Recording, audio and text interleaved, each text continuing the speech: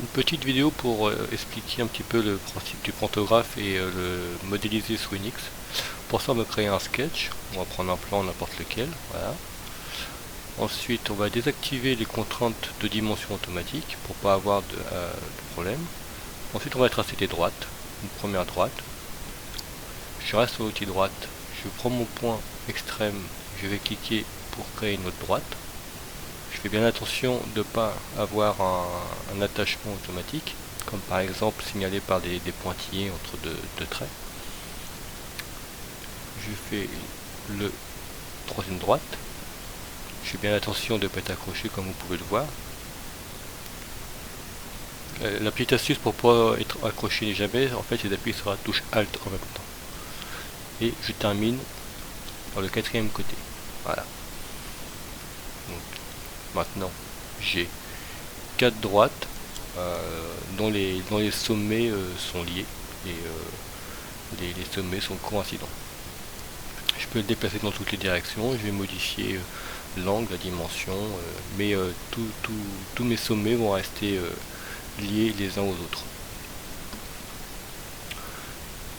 Donc dans le cas du pantographe, ce qui est très intéressant, c'est d'avoir un point central fixe.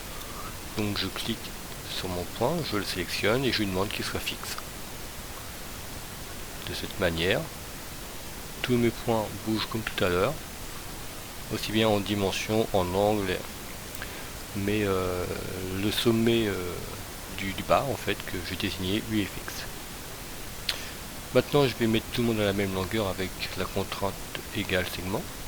Donc je sélectionne les segments, le premier, le deuxième, le troisième, et je veux qu'ils soient identiques à celui-ci.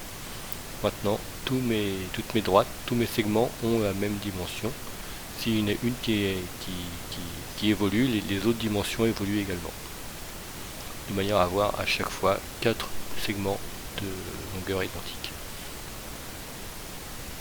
Donc maintenant je vais pouvoir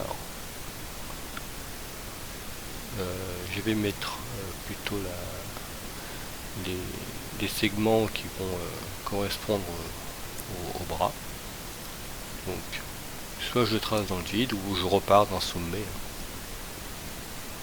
Voilà, je fais bien attention de ne pas être accroché nulle part pour pas avoir de contraintes qui m'échappent.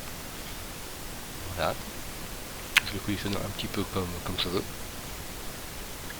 Ensuite je vais reprendre l'outil de contrainte, je vais mettre mes points coïncidents. Donc je vais prendre l'extrémité de mon segment ici. Je sélectionne le deuxième point coïncident ici. Donc mes points sont coïncidents. Je vais rendre collinéaire mon segment par rapport à mon support, puisque dans la pratique ce sera la même barre. Je vais faire la même chose de l'autre côté en rendant coïncident mon segment et le segment de ma droite puisque ce sera la même barre. Ensuite je vais rendre de même longueur mes deux bras par rapport à un des éléments de mon losange principal, de manière à avoir uniquement des segments qui seront toutes de la même dimension. Voilà. Et on peut voir que si je bouge en extrémité, bon en fait on bouge de l'autre côté quoi. On voit que ce qui bouge c'est la dimension de mon losange. Donc pour ça je vais la fixer par une dimension. Donc je prends une dimension point à point, qui va me faire la dimension parallèle à mon segment. Et là en fait en validant ma longueur, on voit que tous les autres segments ont pris la même longueur. Et même si je bouge en fait, aucune autre les autres segments en fait bougent de la même manière. Donc maintenant on va s'assurer que notre pantographe fonctionne bien. Pour ça je vais créer des droites références. Donc je vais prendre une droite sur l'axe X et une droite sur l'axe Y. Je les mets en référence de manière à pouvoir les avoir en pointillé pour pas les confondre avec mon pantographe. Je vais tracer la même chose en symétrie de l'autre côté puisque c'est un pantographe avec un point fixe central, ce qui fait qu'on aura une image symétrique. Je convertis également ces droites de manière à avoir des pointillés. Ensuite, je vais ajouter les contraintes d'horizontalité et de verticalité de manière à être certain d'avoir quelque chose qui bouge pas, hein. C'est quelque chose d'arbitraire. Je vais mettre une dimension également sur mes courbes de traçage et de contrôle. Donc je vais mettre des cotes de point à point. Je vais modifier ces codes pour avoir des dimensions à peu près rondes, hein. On va mettre voilà, je sais pas, 300 mm et puis là on peut mettre 200 mm. Voilà.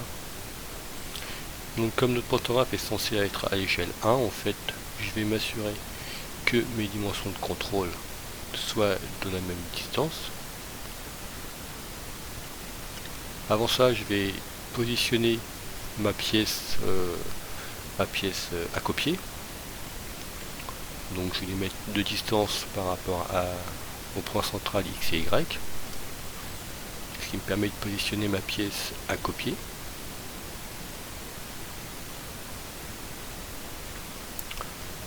Donc pour que ce soit plus parlant, je vais mettre une cote là, 50 mm. Et bien sûr la position va dépendre, la position finale dépendra de mon pantographe. Donc je positionne mon pantographe d'un côté sur une pointe et je viens chercher l'autre extrémité pour pouvoir le positionner.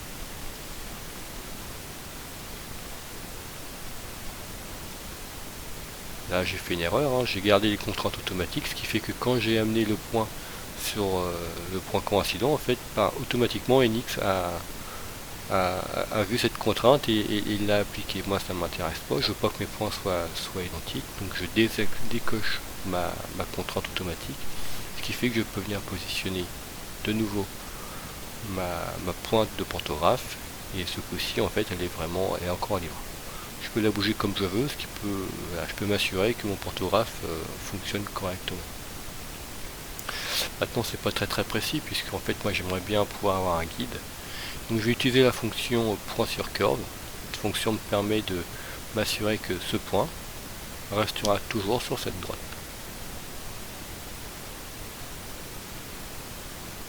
Voilà, maintenant je peux bouger mon pantographe, il reste toujours sur cette droite.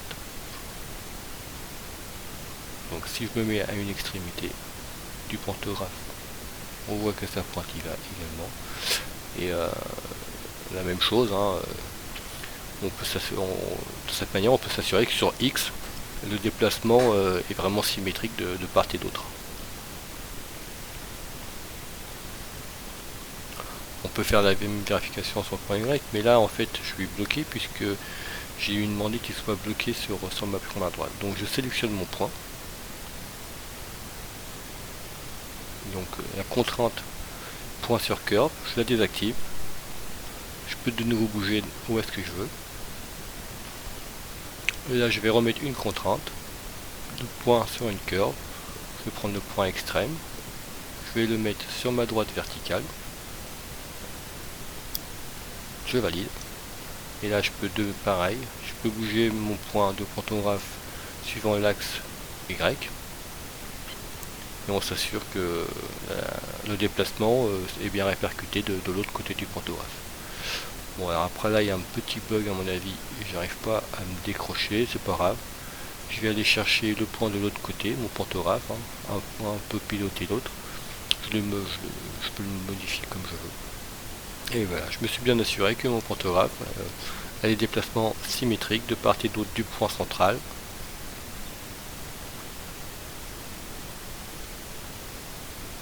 Et voilà.